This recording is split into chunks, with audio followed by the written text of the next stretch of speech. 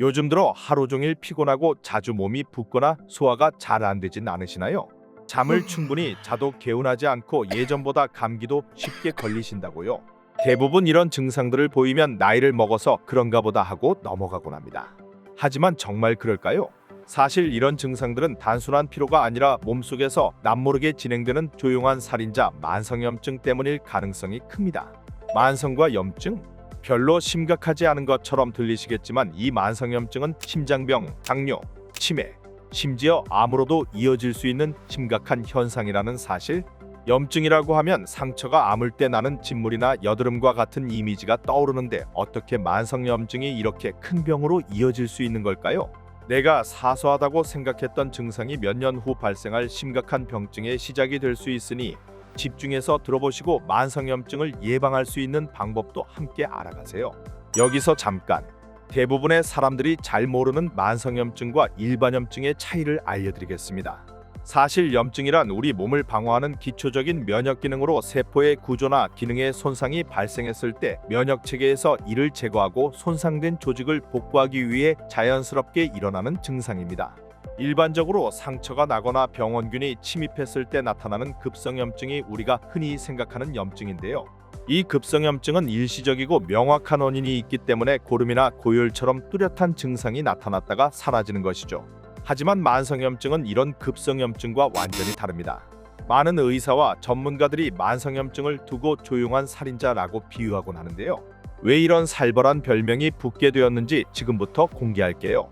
만성염증은 장기간에 걸쳐 천천히 발생하며 특정한 원인 없이 몸 전체에 영향을 미치게 됩니다. 그렇다면 빨리 이 염증을 해결하면 되지 않을까요? 이렇게 생각하실 수도 있지만 만성염증은 염증류 발원이 해소되지 않거나 체내 염증이 조절되지 않아 수개월에서 수년간 지속되게 됩니다. 증상 또한 피로감이나 소화불량, 두통과 같이 일상적이고 크게 심각해 보이지 않기 때문에 스스로가 만성염증이라고 자각하는 순간은 사실상 염증이 질환으로 발전한 이후인 것이죠. 그렇다면 만성염증은 어떤 식으로 병이 되는 것일까요? 들어보시면 깜짝 놀라실 겁니다. 만성염증은 혈관을 타고 돌아다니며 신체의 기능을 손상시킵니다. 만성염증은 한마디로 브레이크가 고장난 자동차처럼 면역체계가 폭주하고 있는 상태라고 할 수 있습니다. 이 상태가 지속되면 세포의 노화와 변이가 일어나며 암 발생 위험이 증가하게 됩니다. 면역체계가 망가져 인슐린 저항성이나 췌장세포 손상으로 인해 당뇨 발생 위험도 커지는데요. 또한 뇌세포가 손상되면 치매, 혈관벽 세포가 손상되면 심혈관 질환의 원인이 되기도 합니다. 지금까지 만성염증이 무엇이고 어떻게 몸을 망가뜨리는지에 대해 알려드렸는데요. 그저 염증일 뿐인데 만병의 근원이 될 수 있다니 정말 무서운 증상인데요. 지금부터는 이 만성염증을 줄이기 위해 무엇을 해야 하는지부터 그리고 염증을 줄일 수 있는 귀중한 음식까지 꼭 알아야 하는 핵심적인 지식을 하나하나 알려드릴 테니 끝까지 꼭 집중해주세요. 만성염증을 미리 막으려면 일상 속 작은 신호에 집중해야 하는데요. 우리 몸이 알려주는 만성염증의 신호 3가지. 혈당, 수면, 장 이렇게 3가지만 챙겨보세요. 아침 공복에 입맛이 없어서 달달한 빵이나 음료를 찾으신 적이 있으신가요? 식사 후 입이 심심해서 간단한 간식을 습관처럼 드신 적은요? 이처럼 당이 많은 음식과 탄수화물 위주의 식단을 반복하는 생활은 혈당의 급격한 변동, 즉 혈당 스파이크를 유발합니다. 그리고 이 혈당 스파이크는 시간이 지날수록 만성염증을 키우는 핵심적인 요인 중 하나로 작용하는데요. 혈당 스파이크는 말 그대로 혈당이 급격하게 올라갔다가 빠르게 떨어지는 현상입니다. 처음에는 단순한 에너지 저하나 졸림, 두통 정도로 느껴질 수 있지만 이 상태가 반복되면 신체는 스트레스가 쌓여 염증성 반응을 점점 강하게 나타나게 되는데요. 어떻게 혈당의 증감이 염증으로 이어지게 되는 것일까요? 잠시 그 원리를 설명한 뒤 60초 후에 혈당 스파이크를 막아주는 특별한 음식들에 대해 알려드리겠습니다. 염증 반응을 일으키게 되는 이유는 바로 인슐린 때문입니다. 혈당이 갑자기 올라가면 우리 몸은 그것을 낮추기 위해 인슐린을 분비하게 되는데요. 이런 상태가 반복되면 세포는 점점 인슐린에 둔감해지고 결국 인슐린 저항성이 생기게 됩니다. 이때부터 몸은 에너지를 제대로 처리하지 못하고 면역 체계의 이상을 일으킵니다. 다시 말해 염증 유전자가 활성화되면 염증 성분이 혈관을 타고 온몸에 퍼지게 되는 것이죠. 많은 분들이 당뇨병이 아니라면 혈당에 크게 신경 쓰지 않지만 아무리 건강한 사람이라도 혈당이 급격하게 오르내리면 염증 반응이 증가하게 됩니다. 결국 만성염증을 막기 위해선 혈당 스파이크를 방지하는 것이 매우 중요한데요. 그렇다면 혈당 스파이크에 좋은 음식에는 무엇이 있을까요? 섬유질이 풍부한 음식. 식이섬유는 탄수화물의 흡수를 천천히 진행시키고 혈당이 급격히 오르는 것을 방지합니다. 특히 병아리콩이나 렌틸콩은 지방 함량이 낮고 섬유질이 풍부해 당뇨 환자들에게는 필수적인 음식입니다. 사과 식초와 발사믹 식초. 최근 사과 식초로 만든 애플 사이다 비니거가 건강식품으로 각광받았었죠. 식사를 할 때 식초를 함께 섭취하면 탄수화물의 소화와 흡수를 늦추는 효과가 있습니다. 그 결과 혈당이 천천히 완만하게 올라 혈당 스파이크를 줄일 수 있는 것이죠. 또한 식초에 들어있는 초산은 근육 세포가 포도당을 더 효율적으로 흡수하도록 도와주는 효과를 가지고 있다는 사실. 식사 전에 물 한 컵에 식초를 한 스푼 정도 희석해서 마시거나 발사믹 식초가 함유된 샐러드를 식전에 먹으면 만성염증에 도움이 될 거예요. 마지막으로 혈당 스파이크 방지와 만성염증에 효과적이지만 잘 알려지지 않은 음식을 하나 더 소개하고자 하는데요. 끝까지 집중을 놓치지 마시길 바랍니다. 다크 초콜릿. 초콜릿 하면 달달한 맛이 가장 먼저 떠오르는데 다크 초콜릿이 사실 혈당과 만성염증에 효과적이란 사실 알고 계셨나요? 카카오 함량이 70% 이상인 다크 초콜릿에는 플라보노이드라는 강력한 항산화 성분이 들어있는데요. 이 성분들은 체내에 있는 염증 유전자 반응을 억제하는 능력을 가지고 있습니다. 또한 카카오의 폴리페놀이라는 성분은 장내 유익균의 먹이, 즉 프리바이오틱스의 역할을 하여 장을 안정시켜주기도 합니다. 장의 건강이 만성염증에 얼마나 중요하게 작용하는지는 영상을 끝까지 보시면 아시게 될 겁니다. 특별히 혈당에 좋은 음식을 챙겨 먹지 않더라도 일상 속에서 만성염증을 막는 아주 쉬운 방법이 또 한 가지 있는데요. 바로 거꾸로 식사법입니다. 한국인들은 보통 탄수화물을 먹고 고기 등 단백질을 섭취하며 나중에 채소를 먹는 경향이 있는데요. 이렇게 하면 갑작스럽게 탄수화물이 들어와 혈당 스파이크를 유발하게 됩니다. 혈당의 급상승을 막기 위해서는 채소, 단백질, 탄수화물 순으로 식사를 하는 습관을 들여보세요. 간단하고 쉽지만 매우 강력한 방법입니다. 잠을 충분히 잤다고 생각했는데도 아침에 일어나면 여전히 피곤하신가요? 밤에 자주 깨고 뒤척이고 수면 시간이 들쭉날쭉하다면 단순한 피로가 아니라 만성염증의 신호일 수 있습니다. 많은 분들이 수면 부족이라고 하면 단순히 잠을 적게 자는 것만을 떠올리지만 진짜 중요한 것은 수면의 질이라는 것 알고 계셨나요? 지금부터 그 이유에 대해 설명해 드릴게요. 수면의 질이 떨어지면 8시간 이상을 자도 몸이 회복되지 않게 되는데요. 이렇게 수면 부족이 지속되면 우리 몸이 원래 가지고 있던 항염 기능이 떨어지고 염증 유전자가 활발하게 작동하기 시작합니다. 특히 밤 12시 이후에 자거나 수면 시간이 6시간 이하일 경우 체내 염증 수치가 눈에 띄게 증가한다는 연구들은 계속 등장하고 있는데요. 현대인들에게 새벽 1시에서 2시에 자는 것은 매우 일상적인 일이죠. 하지만 점점 피로가 쌓이고 있는 게 느껴지신다면 만성염증으로 향하는 지름길을 달리고 계신 것이기 때문에 지금부터 알려드리는 내용을 꼭 기억하셔야 합니다. 수면 부족으로 인한 만성염증을 줄이기 위해선 어떻게 해야 할까요? 일정한 수면 패턴. 수면을 통해 염증 수치를 낮추는 가장 빠르고 강력한 방법은 수면 루틴을 일정하게 유지하는 것인데요. 매일 같은 시간에 자고 같은 시간에 일어나는 습관은 뇌와 몸의 수면 리듬을 기억시키고 생체 시계를 안정화시켜줍니다. 수면 직전 전자기기의 사용 자제. 잠들기 전 핸드폰이나 TV를 보시는 분들이 매우 많으시죠?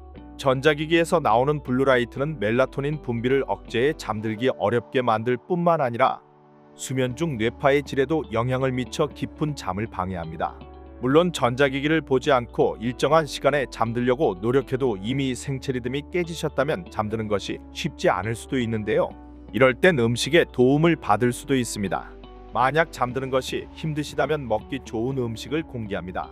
수면에 도움이 되는 음식 섭취.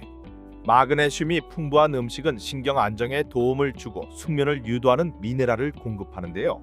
아몬드, 캐슈넛, 해바라기씨 같은 견과류에 이 성분이 매우 풍부하게 들어있습니다. 카페인이 없는 허브차도 큰 도움이 됩니다. 캐모마일차, 루이보스차는 긴장을 풀어주고 부교감 신경을 활성화시켜 자연스럽게 잠을 유도하는 효과가 있습니다. 수면은 단순한 하루의 마무리나 휴식이 아닌 우리 몸의 염증을 다스리고 세포를 회복시키는 중요한 회복 기간입니다. 잠들기 전 따뜻한 차를 마시면서 신체의 리듬을 안정시키고 만성염증의 발생을 방지하는 것은 어떨까요? 여기까지 잘 따라오셨나요?